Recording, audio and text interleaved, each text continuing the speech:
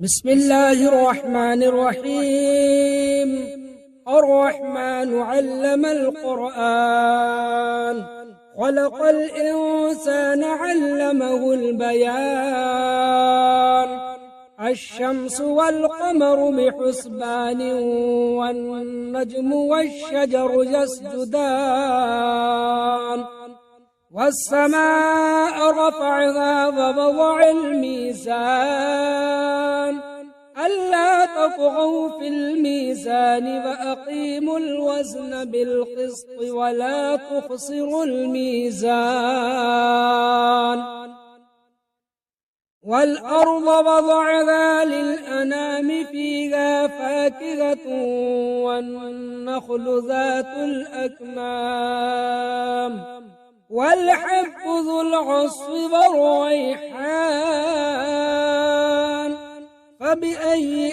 آلاء ربكما تكذبان؟ خلق الإنسان من صلصال كالفخار، وخلق الجان من مارج من نار. فبأي آلاء ربكما تكذبان؟ رب المشرقين ورب المغربين، فبأي آلاء ربكما تكذبان؟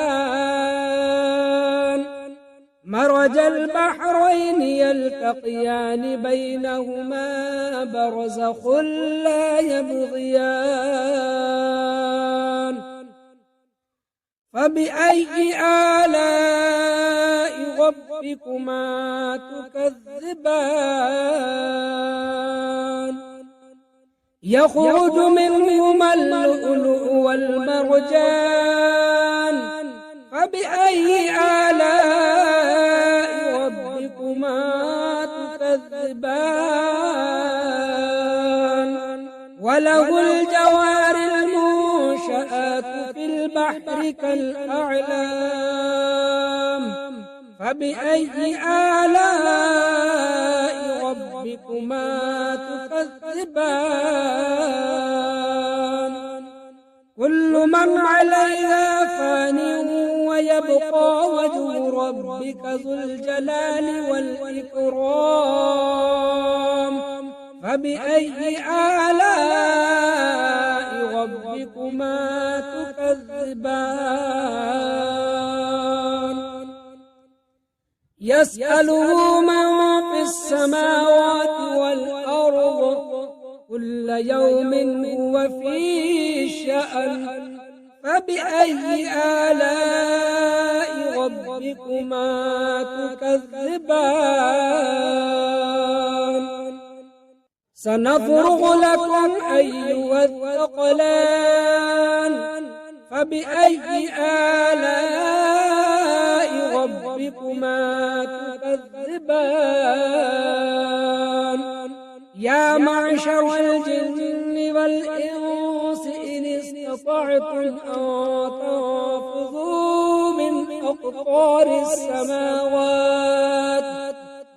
أقطار السماوات والأرض، فانفذوا لا تنفذون إلا بسلطان. فبأي آلاء ربكما تكذبان؟ يرسل عليكما شواظ من نار ونحاس فلا تنتصران. فبأي آلاء ربكما تكذبان؟ فإذا انشقت السماء فكانت وردة كالدهان. فبأي آلاء ربكما تكذبان؟ فيومئذ لا يسأل عن ذنبه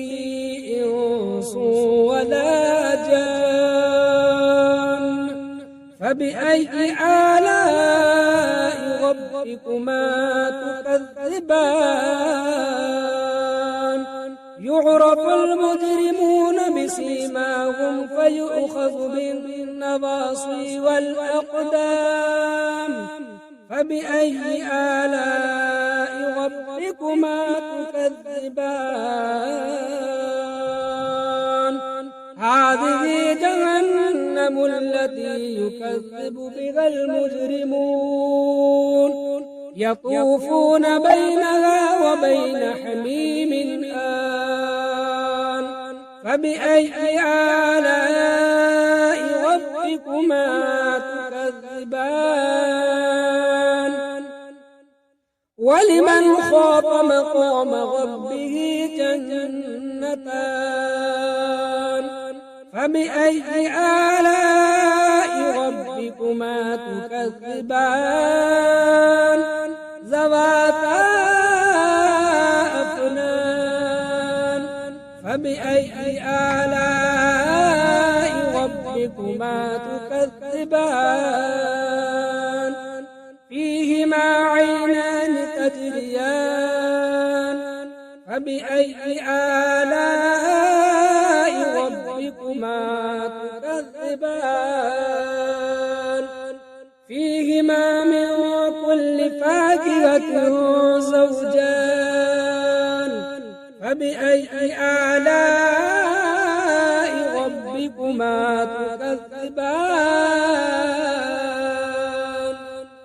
متكئين على فرش بطائنها من استبرق وجنى الجنتين دان فبأي آلاء ربكما تكذبان فيهن قاصرات الطرف لم يطمثهن إنس قبلهم ولا جان فبأي آلاء ربكما تكذبان كأنهن الياقوت والمرجان فبأي آلاء ربكما تكذبان هل جزاء الإحسان إلا الإحسان فبأي آلاء ربكما تكذبان ومن دونهما جنتان فبأي آلاء ربكما تكذبان مدغامتان فبأي آلاء ربكما تكذبان فيهما عينان ضاختان فبأي آلاء ربكما تكذبان فيهما فاكهة ونخل ورمان فبأي آلاء ربكما تكذبان فيهن خيرات حسان فبأي آلاء ربكما تكذبان حور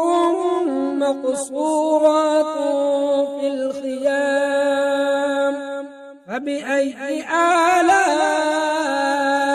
ربكما تكذبان لم يطمثهن إنس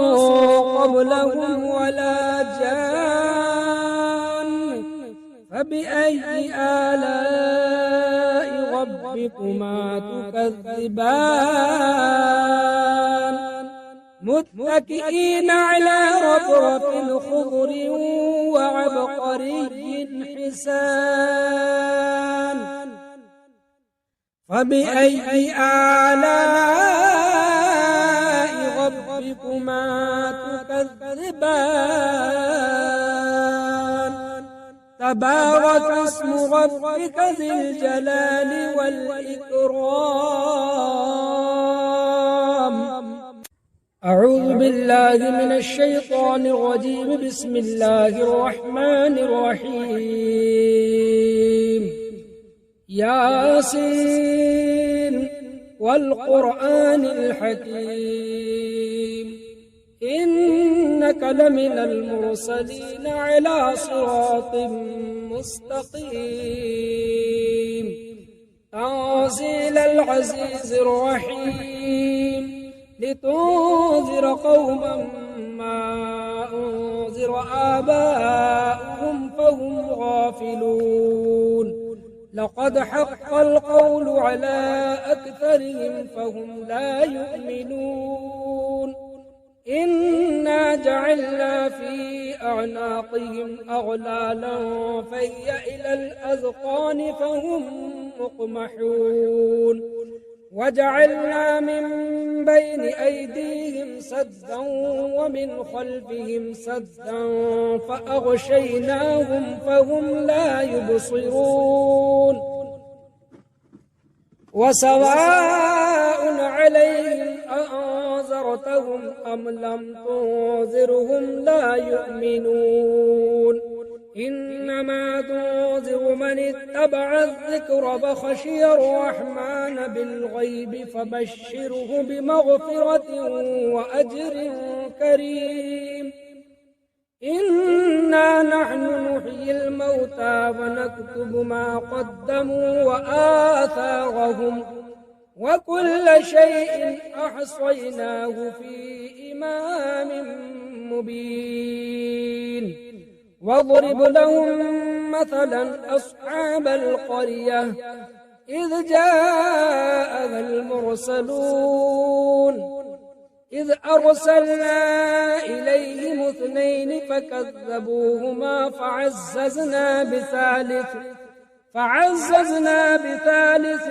فقالوا إنا إليكم مرسلون قالوا ما أنتم إلا بشر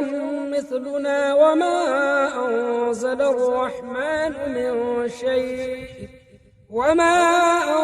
الرحمن من شيء إن أنتم إلا تكذبون قالوا ربنا يعلم إنا إليكم لمرسلون وما علينا إلا البلاغ المبين قالوا إنا تطيرنا بكم لئن لم تنتهوا لنرجمنكم وليمسنكم منا عذاب أليم قالوا طائركم معكم أئن ذكرتم بل أنتم قوم مسرفون وجاء من أقصى المدينة رجل يسعى قال يا قوم اتبعوا المرسلين اتبعوا من لا يسألكم أجرا وهم مهتدون وما لي لا أعبد الذي فطرني وإليه ترجعون أأتخذ من دونه آلهة إن يردني الرحمن بضر لا تغن عني شفاعتهم شيئا ولا ينقذون إني إذا لفي ضلال مبين إني آمنت بربكم فاسمعون قيل ادخل الجنة قال يا ليت قومي يعلمون بما غفر لي ربي وجعلني من المكرمين وما أنزلنا على قومه من بعده من جند من السماء وما كنا منزلين إن كانت إلا صيحة واحدة فإذا هم خامدون يا حسرة على العباد ما يأتيهم من رسول إلا كانوا به يستهزئون ألم يروا كم أهلكنا قبلهم من القرون أنهم إليهم لا يرجعون وإن كل لما جميع لدينا محضرون وآية لهم الأرض الميتة أحييناها فأخرجنا منها حبا فمنه يأكلون وجعلنا فيها جنات من نخيل وأعناب وفجرنا فيها من العيون ليأكلوا من ثمره وما عملته أيديهم أفلا يشكرون سبحان الذي خلق الأزواج كلها مما تنبت الأرض ومن أنفسهم ومما لا يعلمون وآية لهم الليل نسلخ منه النهار فإذا هم مظلمون والشمس تجري لمستقر لها ذلك تقدير العزيز العليم والقمر قدرناه منازل حتى عاد كالعرجون القديم لا الشمس ينبغي لها أن تدرك القمر ولا الليل سابق النهار وكل في فلك يسبحون وآية لهم أنا حملنا ذريتهم في الفلك المشحون وخلقنا لهم من مثله ما يركبون وإن نشأ نغرقهم فلا صريخ لهم ولا هم ينقذون إلا رحمة منا ومتاعا إلى حين وإذا قيل لهم اتقوا ما بين أيديكم وما خلفكم لعلكم ترحمون وما تأتيهم من آية من آيات ربهم إلا كانوا عنها معرضين وإذا قيل لهم أنفقوا مما رزقكم الله قال الذين كفروا للذين آمنوا أنطعم من لو يشاء الله أطعمه إن أنتم إلا في ضلال مبين ويقولون متى هذا الوعد إن كنتم صادقين ما ينظرون إلا صيحة واحدة تأخذهم وهم يخصمون فلا يستطيعون توصية ولا إلى أهلهم يرجعون ونفخ في الصور فإذا هم من الأجداث إلى ربهم ينسلون قالوا يا ويلنا من بعثنا من مرقدنا هذا ما وعد الرحمن وصدق المرسلون إن كانت إلا صيحة واحدة فإذا هم جميع لدينا محضرون فاليوم لا تظلم نفس شيئا ولا تجزون إلا ما كنتم تعملون إن أصحاب الجنة اليوم في شغل فاكهون هم وأزواجهم في ظلال على الأرائك متكئون لهم فيها فاكهة ولهم ما يدعون سلام قولا من رب رحيم وامتازوا اليوم أيها المجرمون ألم أعهد إليكم يا بني آدم ألا تعبدوا الشيطان إنه لكم عدو مبين وأن اعبدوني هذا صراط مستقيم ولقد أضل منكم جبلا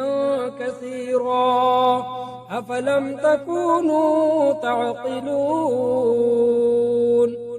هذه جهنم التي كنتم توعدون اصلوها اليوم بما كنتم تكفرون اليوم نختم على أفواههم وتكلمنا أيديهم وتشهد أرجلهم بما كانوا يكسبون ولو نشاء لطمسنا على أعينهم فاستبقوا الصراط فأنى يبصرون ولو نشاء لمسخناهم على مكانتهم فما استطاعوا مضيا ولا يرجعون ومن نعمره ننكس في الخلق أفلا يعقلون وما علمناه الشعر وما ينبغي له إن هو إلا ذكر وقرآن مبين لينذر من كان حيا ويحق القول على الكافرين أولم يروا أنا خلقنا لهم مما عملت أيدينا أنعاما فهم لها مالكون وذللناها لهم فمنها ركوبهم ومنها يأكلون ولهم فيها منافع ومشارب أفلا يشكرون واتخذوا من دون الله آلهة لعلهم ينصرون لا يستطيعون نصرهم وهم لهم جند محضرون فلا يحزنك قولهم إنا نعلم ما يسرون وما يعلنون أولم ير الإنسان أنا خلقناه من نطفة فإذا هو خصيم مبين وضرب لنا مثلا ونسي خلقه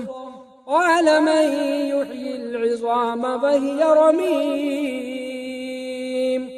قل يحييها الذي أنشأها أول مرة وهو بكل خلق عليم الذي جعل لكم من الشجر الأخضر نارا فإذا أنتم منه توقدون أوليس الذي خلق السماوات والأرض بقادر على أن يخلق مثلهم بلى وهو الخلاق العليم إنما أمره إذا أراد شيئا إذا أراد شيئا أن يقول له كن فيكون فسبحان الذي بيده ملكوت كل شيء وإليه ترجعون